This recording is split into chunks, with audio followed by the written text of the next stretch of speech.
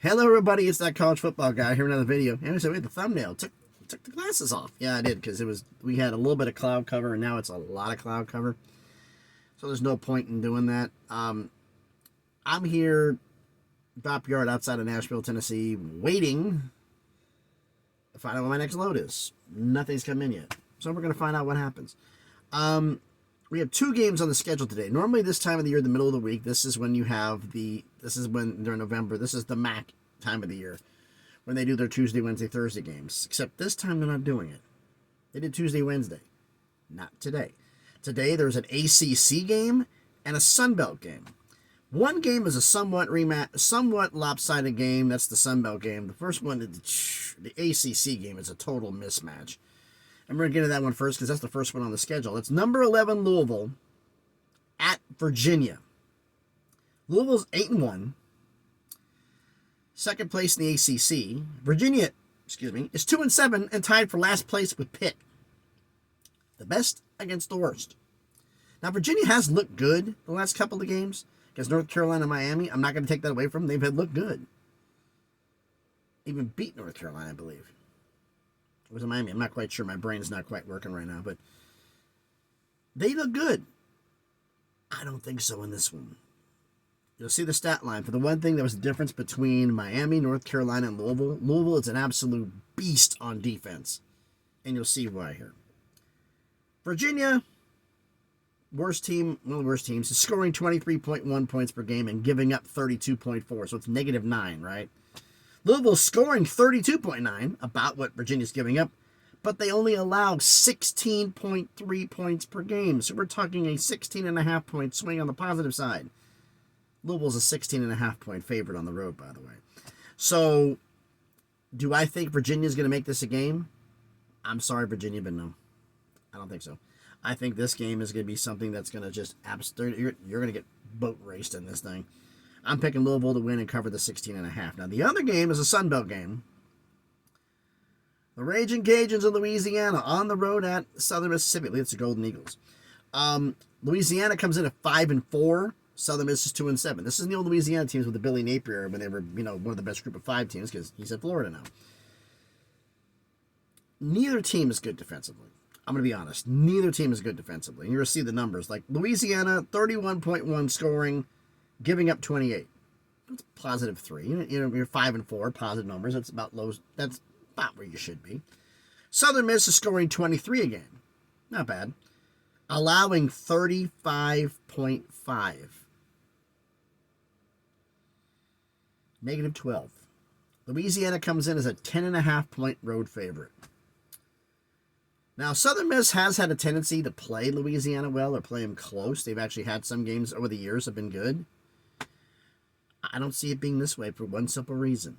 Based on Louisiana's schedule, this is their best shot. They're 5-4. This is their best shot at being bowl eligible. This is the shot. So I think they're going to be geared up. Get up because they want to get that bowl eligibility done with, and then they can just focus on the rest of the year. They don't have to have that little problem over their heads. They say, we're bowl eligible. We got there. Then we can just focus on everything else and then keep our minds right and get ready for the bowl games.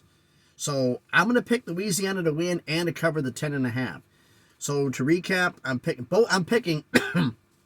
both favorites who are both road teams. And I'm picking both to cover. I'm picking Louisville to beat Virginia and cover the 16.5. I'm taking the 10.5 with Louisiana and picking them to beat Southern Miss on the road. It's both road teams I'm picking to win. As for any news going on, I'm not really going to say anything else about Michigan, though I went on X, formerly Twitter, and everybody's saying, well, you need to bring everybody back. Bring Connor Stallions back. They shouldn't have gotten rid of him. If he didn't quit, he resigned. I don't know if he was resigned or fired. There was nothing there. Why is he gone? He was forced out. I said this yesterday. This is cutting off your nose to spite your face. And one thing I forgot to mention yesterday, like I said, that statement, 2020, the first thing that came out before this ever came out about the sign stealing was the 2020 bit regarding Michigan and Jim Harbaugh and recruiting during the COVID dead period when he told the investigator to go F themselves, remember? It's a level 1 and level 2 violation. Level 1 is automatic 1 year show cause against Harbaugh. As I said yesterday, I believe I said this, I'll make sure. Normally they want you to have a year or two off. You don't want you to do back-to-backs, but you've got back-to-back investigations here with no time in between. Which means you had one, you don't get nailed for lack of institutional control because it's something minor. Then you got this one right after, no break. 4 consecutive years, 20, 21, 22, 23, and it could be 24 by the time they resolve this. That's not an issue. That's not a spot issue. That's a trend. And that's lack of institutional control. From a Tennessee fan who got lack of institutional control nailed on Tennessee, and they had forced to vacate all the wins of the Jeremy Pruitt era. All of them were gone. Every win gone. Michigan fans, you ready to lose every win from 2020 to whenever? And a lot of the Michigan fans are saying, it doesn't matter. Everybody does it. Okay, here's the one thing I didn't say yesterday. I said about Tennessee, they got nailed because they were stupid and they were arrogant and they got caught because they thought, Pruitt thought he could do no wrong and get away with it. They got caught. Harbaugh, stupid and arrogant, didn't think he'd get caught. Didn't there? Same thing happened again.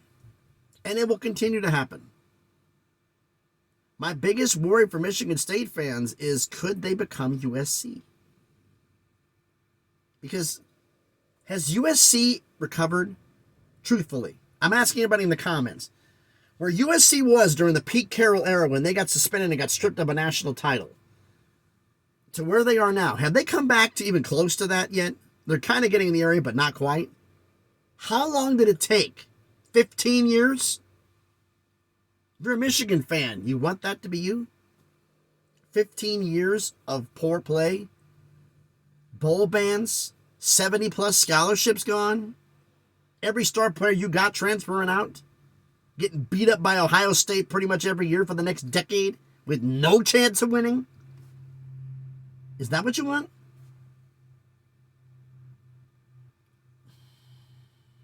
But a lot of the Michigan fans I've talked to, a simple fact is, they don't believe it. Everybody does it. We should be treated no different than everybody else. As a Tennessee fan, I've had Tennessee fans around me who acted the same stupid way. What happened? It doesn't change anything. Harbaugh is the CEO of the athletic department, of the football program. It's his responsibility to know what everybody else is doing. Joe Paterno didn't have that excuse for everything that happened with, I think it was Jerry Sandusky and everything else. No excuse. You're supposed to know everybody. Harbaugh's got the same rule. If Paterno couldn't get off, no one else can either. Jeremy Pruitt sure as hell didn't get off with it. He didn't get an excuse. He got nailed with, what, a 7-year show cause? You want that to be Harbaugh? You want to have, and the fact is that one thing I also forgot yesterday, Tennessee got hit with like a $15 million, $7 million, $10 million fine for cooperating. If Michigan gets nailed and they don't cooperate, what the hell their fine going to be? $25 million? 30? Maybe more? I don't know. I haven't heard anything new. The only thing I've heard from a lot of people, and peek around the corner, Greg Fluvark has said the fact that he wants Connor Stallions brought back. He should still be there, because there's no proof. And the fact is, you forgot the word. 2 words that are after that. There is no proof publicly released. The investigation is ongoing. You can't publicly release everything with the investigation ongoing. It's like a criminal investigation. The NCAA, when they were investigating Jeremy Pruitt in Tennessee, you think they released everything? They didn't release anything. They released it bits and pieces here and there. But the key stuff, they didn't. Not until they were done. You think Michigan's going to be treated any differently? Come on now. Part of me wants all of them to come back. Have Michigan come back. Let the pieces fall where they may.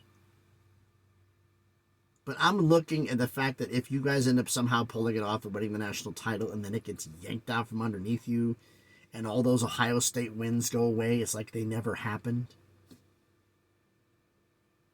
How bad is that going to destroy the Michigan fan base? Because Michigan is a very important program in college football, whether you like them or not. They are, I hate the term blue blood. I mean, it doesn't make any sense. I mean, they are a power program. They are a program that moves the needle. No disputing that. If they can't move the needle anymore. Then there's the little thing that came out today. The Big Ten, they said, we'll leave the Big Ten and go somewhere else. No, you won't, stupid ass. So you're going to give up $60 million a year when you need every damn dollar you can get to pay for these damn fines, and then go to the ACC, in addition to paying the, I don't know what the hell would the Big Ten's buyout be with a new contract? $300 million? $400? $500? It's an empty threat and everybody knows it. I'm done ranting. I know a lot of you are the same thing. Can this damn thing just be over and done with? One way or the other, let's just play football, whatever the hell happens. And if Michigan gets off, they get off. If they get nailed, they get nailed. Whatever the hell. Still can't kick this. But anyway, let me know your thoughts about everything down in the comments. So thanks everybody for watching the video. If you haven't done already, please smash the like button, hit the thumbs up. It helps with the algorithm. Comment on the video. I'm going to shoot a feeling about my predictions. And unless, you know what, I've just decided right now. Unless something major breaks, which the major breaking thing will be if Harbaugh gets suspended, and I haven't heard anything yet. They're threatening lawsuits, legislation from Michigan legislators saying, don't do this to the kids. The only one suspended would be Harbaugh. The kids would still be eligible for bowl eligibility unless the NCAA drops the hammer. And the NCAA is not going to drop the hammer until they get everything done. So, reason I brought up 2024 real quick. It wasn't until, 2021? Late 21, early 22? That we found out about the Tennessee investigation regarding 2020 with Jeremy Pruitt. And that's with help. It may take 3 or 4 years. I had to look it up. Maybe Scotty B, the Baylor King, who's watching this or on there. Somebody look it up right after this to find out how long it took for USC after the national championship. And they were first caught. Did they actually have the investigation done and completed? I think it was like 3 years. So we may not be hearing a result of this till 2026. It's a possibility.